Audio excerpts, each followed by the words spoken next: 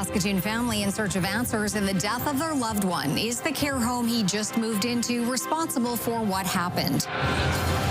Ensuring every child can play, how a family's love is creating accessible spaces for all kids. And checking out the haunted houses of Saskatoon. This is CTV News with Chantel Saunders.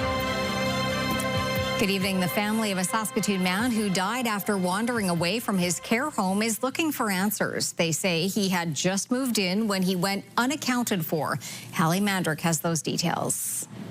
The granddaughter of 86-year-old Alzheimer's patient William Cohn says her grandfather wandered away from a Saskatoon care home on October 11th, unnoticed by staff. He walked for 8 blocks before falling and died 9 days later of complications from a broken hip. I don't know that we've really even had time to grieve properly just because of how it happened. I think with all the shock and anger and everything else, I don't know that we've really had time to stop and properly grieve. Now, Crone's family is calling for a full investigation and formal apology from the Saskatchewan Health Authority. Preston Special Care Home is a government-run facility, which Crone moved into only 36 hours before his injury. Smith says her grandfather had a history of wandering, which the facility was made aware of. My grandma just couldn't do it on her own anymore. Us, the family members, we helped as much as we could, but it was just becoming too much. And so we put him in the care of the Saskatchewan Health Authority, thinking that that was the right move, and it blew our lives up. Following session on Wednesday, MLA Lori Carr addressed the topic, saying the SHA will be conducting an investigation. Well, I mean, the SHA is the one that's conducting the inquiry on it because it's been deemed a critical incident, and that's the process that takes place. But of course, from whatever comes out of that, if any corrective action needs to be made, absolutely has to be made because this is unacceptable. In a statement, the SHA says it cannot comment on specific cases due to patient confidentiality legislation, but said, quote, "The review process will include obtaining family perspectives, a post-analysis disclosure to the family, which includes facts and actions taken or to be taken, and actions to be considered to improve care delivery moving forward." All we want is, we just want more safeguards for our family members. We don't want this to keep happening. The more I talk about it, the more people reach out about their family members wandering out or passing away from, easily treatable things in care homes that should have been caught. The health authority says it extends its deepest condolences to the family, and Smith says her family is hopeful that some changes might come from her grandfather's death, and they are considering filing a complaint with Saskatoon Police. Hallie Mandrick, CTV News, Saskatoon. The provincial government will stop using the new AIMS computer program for healthcare employee scheduling. It comes after healthcare workers complained about scheduling and payroll errors. As Wayne Mantika tells us, the government will return to using scheduling systems that were previously in place. The health minister announced on social media that the government had lost confidence in a new computer program for healthcare employee scheduling and verification. We have now determined that the AIMS team and the technology vendor will not be able to resolve the technical issues as quickly or effectively as needed. As a result, our government has directed the Saskatchewan Health Authority and 3S Health to go back to the scheduling systems that were in use prior to AIMS. The Administrative Information Management System, or AIMS, manages the healthcare supply chain, along with scheduling and payroll for 50,000 employees. Workers had complained of missing pay and welcomed the return to the legacy system. Come on, man. You go to work, you get paid. Why can't people get paid when they go to work? Because of your failed system? This is unfortunate. It's estimated that the government spent $250 million on the computer program, nearly 3 times the initial estimate. $250 million later with nothing to show for it. This government is not delivering on its promises around healthcare, and that system is not delivering on its promises either. The government says most of the computer system is functioning properly.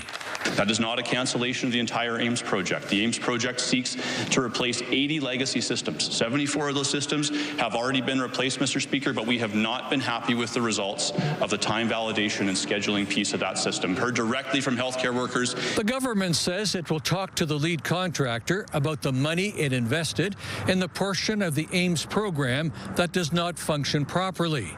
Later, it plans to return to the marketplace to find a replacement. The province does not know if that will further increase the final cost. Wayne Mantika, CTV News, Regina.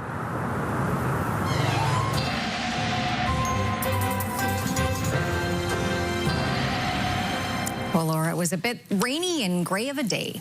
It was a gray day out there. Felt like Vancouver. This is typical for this time of year out west, and you know things get a little cooler here faster, so we're bracing for that. But yeah, a little rainy day, gray skies, but things looking like they might turn around into the weekend. So I'll have your full weather forecast coming up. The future of Saskatoon's downtown arena hit a bump in the road this morning. City councillors were uneasy about the group chosen to operate the flagship building. Keenan Sorokon reports. It's time that Saskatoon has new facilities to be comparable to other marketplaces. Oakview Group was on the hot seat in Saskatoon City Council chambers about its framework deal to operate the downtown event and convention center. We're incredibly bullish on the marketplace. You know, proud to be here, proud to be before you. But at the end of the day, we're just going to do more in every facet. But councillors weren't as bullish on the 15-year deal, ultimately deciding to defer a vote until the new year.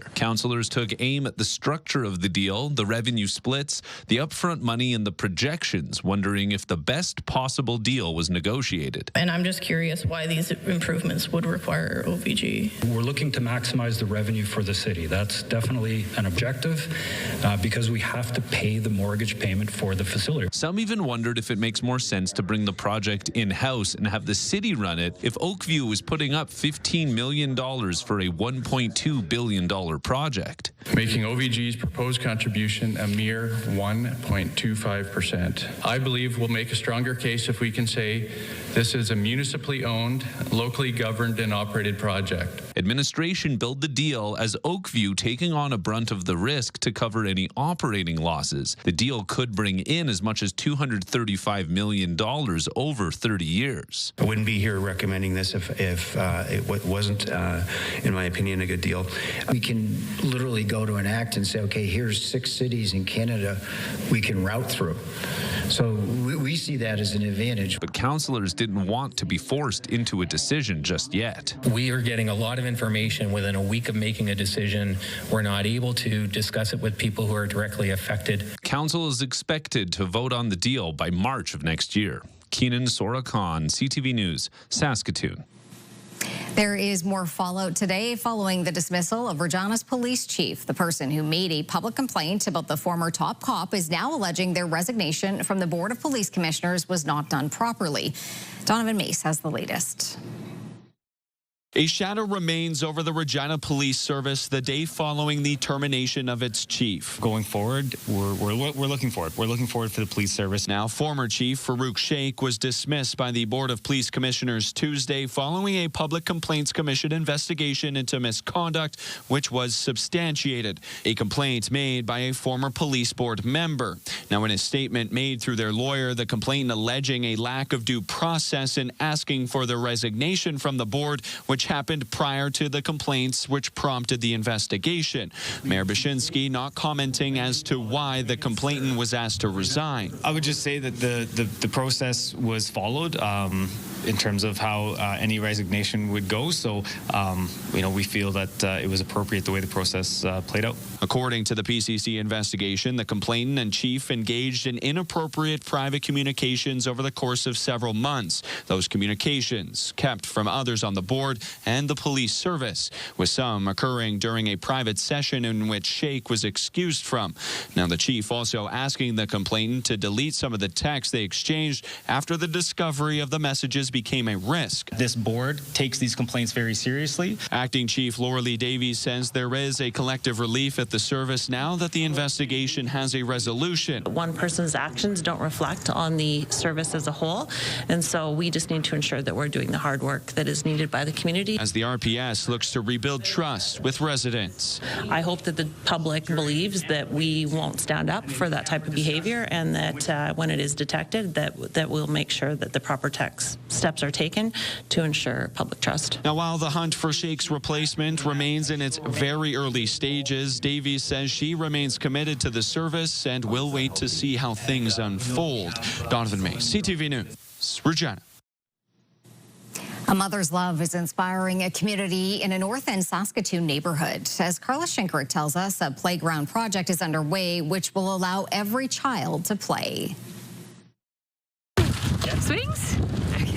Kindergarten student McKenna Hebert should be able to join her classmates on the playground during recess, but right now she can only watch from the sidelines. The playground is not served to equip members of the community or the school who have disabilities, specifically in a wheelchair. Surrounded by sand, the structure is not accessible. 2 years ago, a tragic accident left McKenna with a brain injury and using a wheelchair. Accessibility was never on our mind up until it suddenly hits you, so that's where this passion has come from. Now she's on a mission to ensure all kids at the school and surrounding community can enjoy recess on an accessible play structure, working with the St. Anne's School Community Council. We're trying to raise $273,000 for our phase 1 plan of a wheelchair accessible playground so that our community and our school can be a welcoming and inclusive place. The school's principal says this accessible playground is an important step for all students. This is our best way forward because it will allow McKenna to build her social relationships. All students will enjoy the new playground. Hansen says this will be the only accessible playground north of 33rd Street and will serve many neighborhoods. I'm so thankful to our Catholic School Community Council, to Brittany as one of the members of that council for undertaking this project. So views on accessibility have changed a lot over the years. This new park in Brighton is a prime example. There's ramps and a rubberized base making it wheelchair accessible. So accessibility can reach actually much broader than just a person in a wheelchair as well. And I think that the community and society as a whole is becoming more aware of that, but there's still lots of limitations out there. There have been many fundraisers and some corporate support. They're halfway to their goal, but still looking for more support so kids like McKenna can have a new place to play soon. Carla Shinkerick, CTV News, Saskatoon. Gunshot residue was found on a man on trial for second-degree murder in the death of his girlfriend. An RCMP specialist testifying at Andrew Rosenfeld's trial said the residue was on his face and hands, but that doesn't necessarily mean Rosenfeld fired the gun. She said someone standing within about 20 meters of a gun being fired could test positive because of secondary transfer. The Crown must prove beyond a reasonable doubt that Rosenfeld shot and killed his girlfriend, 20-year-old Nakira Brown. Throughout the trial, the defense has suggested her death was a suicide. Brown was found dead in November of 2022 inside the apartment they shared in Saskatoon. Several vehicles at an automotive business were destroyed in a fire last night. This was the scene just before 9 o'clock in the 1600 block of Idlewild Drive North. Firefighters arrived to find 4 vehicles engulfed in flames. Today, you can see the aftermath and the damage. The fire department says crews found a used oil container that was melted and had spilled onto the property. No one was injured in the fire. Police found a 45-year-old suspect nearby. He is facing a charge of arson. The Broadway Bridge is almost ready to reopen. After more than 6 months of construction and traffic detours for motorists, the city says the bridge will be open by the end of the week. Administration wouldn't commit to a specific day, but said all construction and improvements are complete. The contractor just needs to wrap up some minor fixes before barricades can be lifted and the bridge can reopen. Lieutenant Governor Bernadette McIntyre received the first poppy in Saskatchewan today. The first poppy was presented by Royal Canadian Legion Saskatchewan President Roberta Taylor. Following the ceremony, the Lieutenant Governor handed out poppies to members of the crowd. 100% of the funds raised from poppy sales go directly to the Poppy Fund, which supports veterans and their families. Some of the assistance would include making sure that the basic needs of our veterans are met on a continual basis. As we know, all veterans are covered through Veteran Affairs. However, there are certain things that the Veterans Affairs does not cover. And sometimes, too, the needs are more immediate. Poppies will be available to the public starting October 31st at Legion branches and other various locations across the province. Some Saskatoon residents are putting their love for Halloween on full display and are opening their doors to the community. CTV's Stacey Hine now with a look at some of the spookiest sights in the city. Better be careful walking around at this place. A warning to be careful walking around 510 Glacial Shores Bay in Evergreen. Here, Halloween takes over, and everyone's invited. Kristen McDonald grew up with haunted houses. Her father built one every year. Now she's carrying on the tradition with her husband. He and I met, and he wasn't really into Halloween, and then he slowly kind of got more into it, and we bought one animatronic, and after that, we were just kind of hooked. What started with a single jumping spider in 2018 has grown into a monster operation. The McDonald's say it takes countless hours to set this up, with 37 animatronics and hundreds of decorations. Last year, more than 2,500 people came through. And this year, an even bigger crowd is expected. We do it basically just because the community loves it. Like, we did it the first year and people came and they loved it so much. We love seeing all the reactions of everybody come through, and seeing the smiles and the screams is what makes it worth it for us. And if you're looking for more local haunts, there are other spooky spots around the city ready to give you goosebumps. Hold on to me. In Silverwood Heights, check out 111 Marcotte Crescent. And in Parkridge, 186 Neatby Crescent, where Aaron Savolt has transformed his yard into a 2,200 square foot maze of mayhem. It's always fun to see the reactions, hear the reactions, plus ticket fees, whatever, are going to Spirit Halloween and their fundraiser for the Children's Hospital, so good causes. No matter where you go, these Halloween haunts might leave your head spinning. And they're open until Halloween night. Stacey Hine, CTV News, Saskatoon. Still to come, the latest move by the Bank of Canada. Also, the Prime Minister and U.S. President meeting for the first time since trade talks broke off.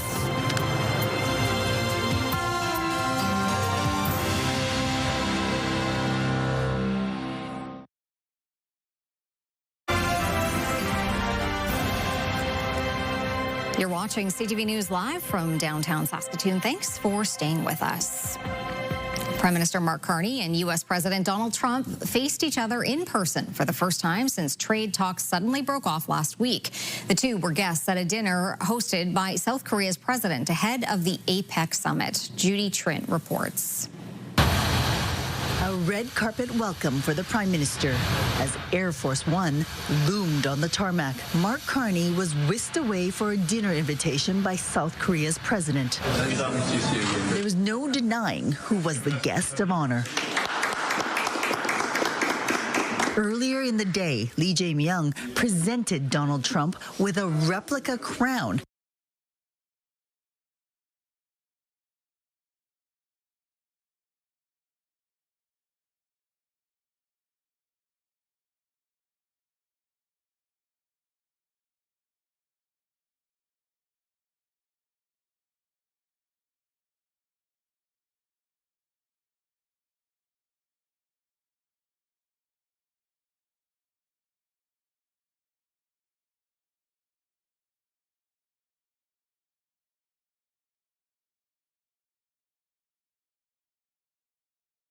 Ago and is threatening adding 10% tariffs on top of what Canada already has. How was dinner, Prime Minister? You chat with the president at all, sir? Very good. I had a very good conversation with all the presidents. We don't know if Carney and Trump talked about resuming negotiations, but we do know that Carney will now focus on talks with Canada's second biggest trading partner, China. That takes place Friday. Judy Trinh, CTV News, Gyeongju, South Korea. More drama among politicians and diplomats. Not only is Donald Trump freezing out Mark Carney's over Ontario's anti-tariff ad, now his representative to Canada, Pete Hoekstra, reportedly used rather undiplomatic language when he lashed out at a provincial official. CTV's Abigail Beeman has that story. At Ottawa's National Gallery, an exchange at an event is now getting national attention. Two Ontario government sources tell CTV News the province's trade representative David Patterson stayed calm as U.S. Ambassador to Canada Pete Hoekstra laid into him with insults and bad language. Come on, Pete, you've been around for before Moses. Call the guy up and apologize. Let's start getting back on track. The two central characters aren't talking, but the Premier weighed in classic Doug Ford form. The cheese slipped off the cracker, I get it, you're ticked off, but call the guy up because you're a good guy and Dave's my champion. America's jobs and growth are at stake. The dressing down apparently over this Ontario ad featuring Ronald Reagan. The current president cites it as the reason to tear up trade talks. He wants someone who will yell and stamp their feet in the same way that he does. It's important for Ambassador Hoekstra to be seen as swearing and cursing and losing his temper because he wants the President of the United States, his boss, to see that that's how he's conducting himself. While the Premier sticks to targeting a U.S. audience, writing in the Wall Street Journal he admires Reagan, and the ad was meant as an encouragement to embrace what has made our nations great. What do they expect me to do? Sit back and roll over like every other person in the world? I'm going to fight like I've never fought before. This whole good cop, bad cop thing, that's totally bogus. We're dealing with Donald Trump. This is not some TV movie. The ad and the incident sparking chatter in the halls of power. Your grandmother told you not to use the F word, right? He's entitled to his opinion. I would say maybe it indicates it was a pretty effective ad. The U.S. Ambassador's office is declining any comment for this story, including what Hoekstra thinks about the Premier's call for an apology. Abigail Beeman, CTV News, Ottawa. The Bank of Canada has announced it's cutting its key lending rate. As expected, the rate now sits at 2.25%. That is down 25 basis points and brings the rate to the lowest level since July of 2022. Fueling uncertainty is the cost of doing business and the U.S. tariffs. The bank is projecting Canada will narrowly avoid a recession with growth, but narrow doesn't give the impression that there is a great deal of confidence. And economists mostly agree that this new lending rate is about providing help to Canadians and Canadian industries. For the first time in 3.5 weeks, tens of thousands of Alberta teachers and hundreds of thousands of students were back in class. On the eve of a forced return to class after a province-wide strike, teachers and supporters rallied in Calgary. Many taking part wore red for Ed. Teachers say they are feeling united but disappointed after a back-to-work order passed in the legislature. All right, Laura, I know you were working really hard to make Halloween nice this year. That's right. I was working really hard. Looks like it'll be cool, but not too bad. There's no snow in the forecast, so that's good news. We saw a little bit of wind today, scattered showers in and out in the afternoon. Depending what time you were out there, you might have seen them. We were above seasonal when it comes to the high. 11 degrees was the high today. Typical temperature is around 6 degrees, right on par for the low there at -5. The record was set in 2008 at 18 degrees. -22 was the record low, and we saw the sun rise just before 8 a.m. and it was a beautiful sunrise if you caught it, and the sun setting just before 6 o'clock today. And I'll have your full weather forecast coming up. All right, thanks, Laura. Coming up, a big day in the Hospital Home Lottery. Jeff is on hand for 3 draws.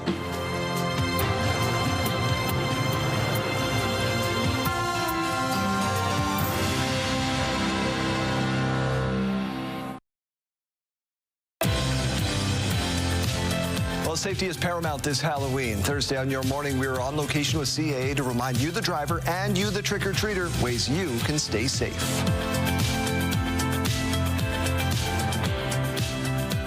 Welcome back to CTV News. Well, we're seeing that sunset, and I mentioned we had a beautiful sunrise this morning. Okay, here's the big debate. Would you want to be woken up for the sunrise? I caught it this morning. I was telling my friend about it, and she said, yeah, my husband woke me up to catch it. And I was like, well, that's so nice. And she said, no, don't wake me up. But I would like to be woken up for a beautiful sunrise, or sunset, I guess, if I was sleeping. Okay, I'll stop talking. I'll get out of the way.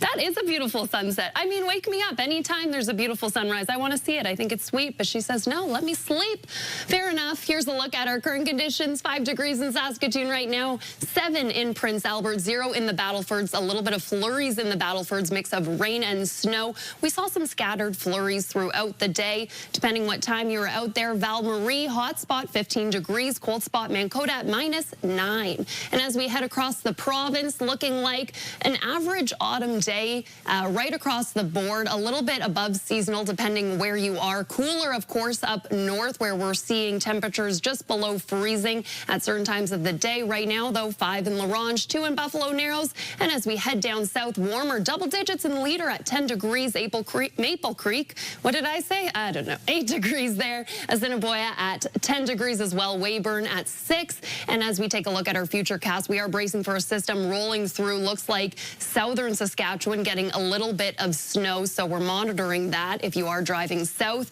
Tomorrow, cloudy skies right across the board. A little bit of snow in Key Lake at 2 degrees. West central Saskatchewan, cloudy skies. And as we head down south, looks like a windy day in Outlook and swift current tomorrow. And then southeastern Saskatchewan also seeing that wind. Yorkton getting a little bit of snow at 3 degrees. It shouldn't stick around, though we are seeing some of that snow. It's not quite cool enough for it to stick around, so should melt there. Showers ending tonight in the Battlefords. Tomorrow, cloudy and sticking with that wind at 2 degrees. And as we take a look at our forecast for Halloween, high of 4, low of -2, double digits on Saturday, high of 12, low of 2 into Sunday. Might hit 10 degrees. We'll keep an eye on that. So far, high of 9, low of 0, and then sticking around above seasonal temperatures for the rest of the week.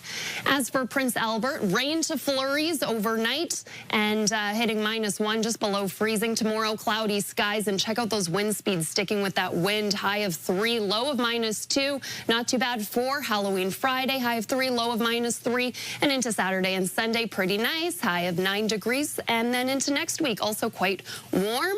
For this time of year, we are getting a little taste of what winter will be like, but all in all, a pretty average autumn. -1 overnight in Saskatoon. We'll see those showers on and off, kind of ending once we hit around 1 a.m. If they do come, like I said, it's kind of depending where you are. Tomorrow, 4 degrees, mainly cloudy, staying with that wind. We definitely felt it today. High of 4 degrees, low of -3, and then not so bad for our Halloween Friday. And then into Saturday and Sunday, that's pretty nice. High of 13 degrees for Saturday, low of 2. Sunday, high of 11, low of 1. And then above seasonal temperatures on Monday, Tuesday, Wednesday. That Thursday, it's not on the board, but looks like there might be some flurries there, but I'm speaking too soon, so we'll let it pan out. Oh,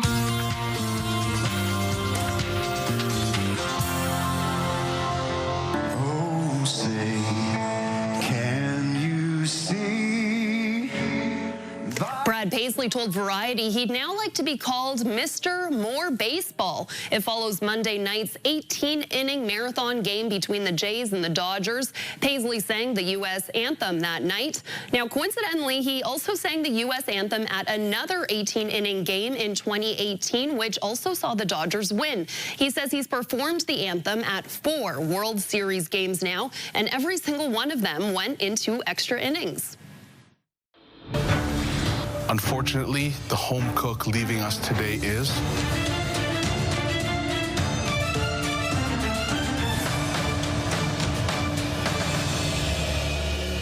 Daniel. Another home chef is packing up their knives on Season 8 of MasterChef Canada after finding themselves on the chopping block following a team challenge. Daniel Ebex of Winnipeg found himself in the bottom 4 after his team struggled with a plant-based challenge. It's okay, Daniel. I struggle with plants, too. A Hollywood studio. Want us to make a movie of our podcast? This script is amazing. Oliver river flits around the... Streaming series Only Murders in the Building has secured its renewal for another season. The comedy show stars Selena Gomez, Steve Martin, and Canada's own Martin Short as a group of true crime enthusiasts who find themselves investigating deadly cases. The final episode of season 5 debuted on Tuesday as Disney says a 6th season is on the way. Selena Gomez confirmed the next episodes will be set in London. All right, Laura, time for Pick of the Day. What did you choose for us? Well, we have some awesome pictures of the day, some wildlife, some scenes here. This one was sent to us by Robin, and she says the fog is lifting on October 15th, and it was taken northeast of Melfort. So such a beautiful scene. You can definitely see the fog there with the colors in the background. So thank you so much, Robin, for sending that in. We also have this one sent to us by Penny. It was taken at Barney's Bay on Struthers Lake, evening sunset at the lake. Well, that is so beautiful. Looks like a mirror there with the pink skies, cotton candy skies there. Thanks so much, Penny, for sending that one in. And we have Cynthia. Cynthia sent this in. This is South Bay at Waskasoo. She says experiencing a shift in weather patterns. And yeah, I'm experiencing it too. There you go. The nights are getting colder, and she sent us that picture. Oh, great. One more. I'll keep talking. Everyone wants to hear this. Okay, thank you for putting up with me. This is a blue jay sent to us by Ann Schmidt, and she says there are a lot of them feeding these days. Okay, that's enough for me. All right, still to come on CTV News, making the draws in the hospital home lottery. Jeff was on hand for the announcement that has made a handful of people very happy.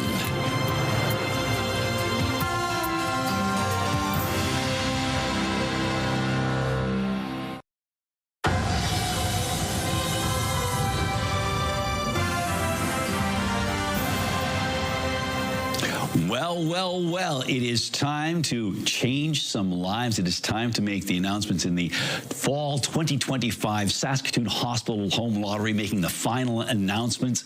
And it's always a very exciting time. And I want to welcome Chris Cornelson from MNP with us today, as well as from the Saskatoon City Hospital Foundation, the vice chair of the board, George Fufus. So first of all, thank you both for being with us today. Thank you. It's a very exciting time, and we'll get right down to business. Chris, first and foremost, how did we get to this point today? Well, first, I do want to say that MNP is pleased to be the ticket fulfillment and the draw control service provider for the Saskatoon Hospital Home Lottery. Now, as we know, this lottery sold out, so if you were lucky enough to get a ticket, all of those eligible tickets were included in the draws, which were carried out earlier at the offices of MNP. So before we get started, I want to wish everybody good luck. And we wish them good luck as well. I get a little nervous this time, so it's a pretty exciting time. Before we talk about the first prize, and of course, George is here to announce the winner of the, I believe it is the cash calendar add-on, but it's the first one to be announced on December the 1st. Now, before we get to that particular announcement, could you please tell us what the Saskatoon City Hospital Foundation will be using your part of the proceeds for? Of course, thank you. So we're going to be using the proceeds to commit to raising funds for the addition of 109 acute care beds that will increase capacity and alleviate pressure throughout the Saskatoon system. Okay, so obviously some very important things that need to be done there.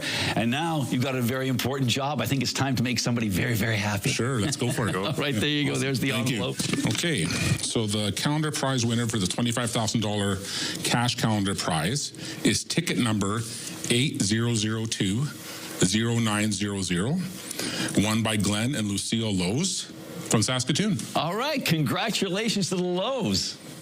Now it's time to find out who has won the 50-50 add-on, and I know it's a big number, but for the exact number, Chris, where did the 50-50 land up? Well, the total jackpot was over $1.3 million, and the winner's going to take home over $660,000. Oh, that's a nice chunk of change. Yes, that is a life-changing amount of money, and a real life changer with us right now, Kevin Sharp.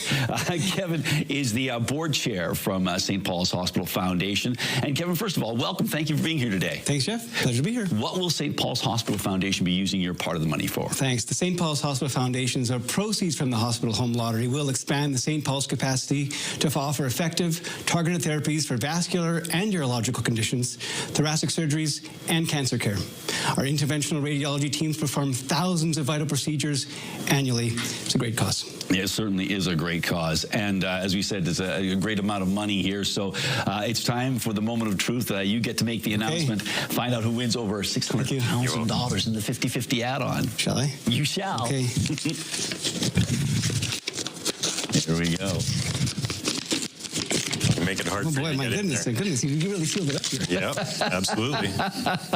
It's top secret. Clearly. The winner of the 50-50 draw, ticket number 50214965, Michelle Nunwheeler from Etonia. Wow. Congratulations, Michelle. Congratulations, Michelle. That is an amazing amount of money. And obviously, thank you for buying that ticket. It worked out just fine. Okay, well, thank you very much, Kevin. It's now time to find out who has won the $2 million grand prize cottage package. The winner takes home the lakefront Candle Lake Cottage plus $100,000 cash plus 2 golf resort memberships and the side-by-side. And to help us give this away or make the announcement, Erin Eccleston, she is the board chair from the RUH Foundation. So thank you so much for being with us today. Thanks for having me. Well, we've got a big prize to give away here. But before we do, can you tell us what the RUH Foundation will be using the money for? Yeah, thanks, Jeff. So proceeds from this year's hospital home lottery will be used to increase and expand our intensive care unit at the Royal University Hospital, Saskatchewan's largest patient-serving research and teaching facility, offering greater access to Saskatchewan residents to access critical care when they need it the most. Access is so important. And now we're going to access a winning name and number. And so I'll have Chris hand over the envelope to you. And here we go. We're about to find out who wins the top prize in the fall hospital home lottery, the Candle Lake Cottage package. Oh, you're already ready to go. I'm ready. Okay. All right. The winner is ticket number 10003813. And the winners are Tim and Judy Adams from Saskatoon. Wow. Congratulations to the Adams. That is a beautiful cottage. It is so amazing, and one of the last lakefront properties at Candle Lake. So quite amazing. So congratulations once again. And just before we go, Chris, these aren't the only prizes, the announcements we made today. You're absolutely right. There are many other prizes that will be won, and M&P will notify every winner in writing.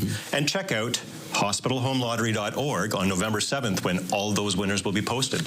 All right, it's as simple as going online to do that on November the 7th. We want to thank everyone who purchased a ticket. It is so important to support the hospitals involved in this lottery, Saskatoon City Hospital Foundation, the RUH Foundation, and St. Paul's Hospital Foundation. They do great work in our community and across our province. So thank you all for buying your tickets. Thank you to Chris. Thank you to Erin. And thank you so much. And we'll see you for the next Saskatoon Hospital Home Lottery.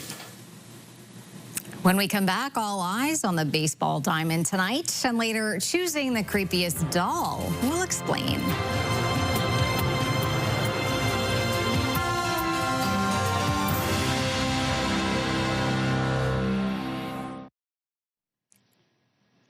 Taking a look at our rural forecast for tomorrow, looking like a typical Saskatchewan autumn day. Cloudy skies. There is a chance of mix of flurries in south central Saskatchewan. There you can see Melfort, Hudson Bay watchers. When you're a little bit of a chance of snow, there might be some rain mixed in. Sticking with that wind for southern Saskatchewan, and you see a chance of some more snow in Broadview, Pilot Butte, Carlisle, hovering around that 4-degree mark. A little warmer in Maple Creek and Cypress, Leader at 6 degrees, Rosetown at 4 degrees. But all in all, a pretty cloudy fall day in Saskatchewan. As for Paradise Hill, looking like 2 degrees, strong wind speeds. You can see gusting up to 50 kilometers an hour, so pretty windy out there. And Paradise Hill is, of course, where internet plans of up to 1 gig are available from SaskTel. The Blue Jays delivered a big time last night. The World Series is now tied 2 games apiece as the Dodgers and Jays prepare to battle it out again tonight in LA. CTV's Adrian Gobriel on what's shaping up to be one of the most widely watched fall classics in years. Ohtani. With the season's opening pitch thrown in Tokyo, Major League Baseball tipped its cap to the truly global reach of the game. Let's go, Blue Jays! I'm from Australia, but I was born in Singapore, grew up in England, all over the place. And you're a Blue Jays fan? A huge Blue Jays fan. Here in LA's Little Tokyo, you don't have to look too hard to see who's been crowned king in the City of Angels. 24 hours, Japanese TV is broadcasting about Dodgers and especially Shohei. Game 1 of the 2025 World Series hauled in an average of 32.6 million viewers combined in Canada, the United States, and Japan. It's very fitting that, these two teams in particular are playing in the World Series. This is the collection of the best players in the world right now. Even the series itself, with two Canadians who hold Canadian passports, at least, and Freddie Freeman and Vlad Guerrero Jr. You look at Alejandro Kirk, who becomes the first Mexican-born player ever to hit a home run in a World Series. The fan base specifically shows just how global this game is. The house is full of Americans, Canadians, Mexicans, Japanese fans cheering on their fan favorite Ohtani. Let baseball be the light, perhaps, that can guide our leaders to a better place here, and let them guide the Jays to a World Series victory. With the regular season starting in Japan and the postseason soon to be ending in Canada, this marks the first time in league history that an opener and final games of the season have been played outside of the United States. Following Game 5 here in LA tonight, the World Series is headed back north of the border. Adrian Gobriel, CTV News, Los Angeles. Company to be valued at more than $5 trillion US. Morella Fernandez explains. Only 4 months ago, NVIDIA became the first company to be valued at $4 trillion US. Today, it blew past that.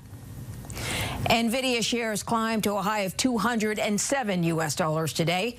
The company CEO, Jensen Huang, announced this week a plan to build 7 supercomputers for the American government. NVIDIA is the leader in the production of computer chips that power artificial intelligence. Its exponential growth comes despite U.S. export limits on what it can sell to China. Here are the closing numbers for the day. The Canadian dollar is down to 71.69. West Texas Intermediate crude is slightly up to 60.48. Western Canadian Select down over $1 to 47.56. And the TSX lost 274 points today. Those are your business headlines. I'm Morella Fernandez. Turning to local gas prices now, the average price in Saskatoon just under $1.32 a liter. The lowest price in town, $1.26.9. On Saskatchewan markets, Cameco finished the day at $1.4880, and Nutrien was down 74 cents. Coming up, the creepy collection that has some people in fear. Then the pumpkin plummet, that's an answer to one farmer's problems. Select Hair Services brought to you by Sage, the beauty bar.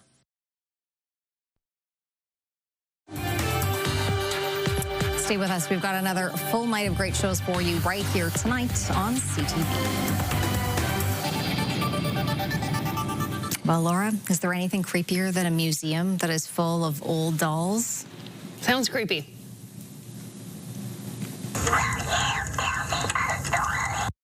You didn't tell me they talked. No, that is very creepy, right? This is in Minneapolis every year around this time. They collect their collection of old dolls, and the dolls just take over. Visitors also get to vote on which doll they find the creepiest, which, judging by the visuals, could be a hard decision, I think. Well, that's not fair. She got to be put in a cage, so of course she's going to win. Well, that one. They kind of get worse. They do. The ones that, talk and make sounds in the dark. When I was a girl, I'd cut off all the hair, too, so mine would have... Extra creepy, then. It really would have won. You could donate the dolls. There you go. All right, this isn't so creepy, but another question. If you wanted to get rid of an old car, you just happen to have a 2,000-pound pumpkin, what would you do? Well, this is one option if you're looking for ideas. This was taken by a farmer in Utah. As you can see, the car, which was a Geo Metro from the 1990s, gets totaled off by a 14-story gourd drop. The Utah pumpkin farmer used a crane to release the massive gourd onto his 34-year-old car, that it just stopped working. So he had to find ways to get rid of it, and drew a crowd. So. Right, and then you have to get rid of all the pumpkin pieces. Oh, this sounds like a mess. Could make a lot of pie. There you go. Just burn it. If you wanted. Yeah. All right, we have a photo of the day we want to revisit. I want to apologize. I was coughing. I don't know what came. I was fighting for my life there, but you're okay. I came through on the other side. But I do want to apologize to Ann Schmidt. She got cut off here. Just kidding, Ann. Won't happen again. This is her picture of a blue jay. She says it was taken in her backyard. We have lots of them feeding these days. Nice. Also chickadees, nuthatches, and a downy woodpecker feed here too. So busy place. Yeah, busy place. And of course the Blue Jays are playing right now. I hear they're up 2-0. If you are watching us, thank you. Yes, and if you want to switch over now, I guess now's You're the time. allowed now. Yes. Have a great night.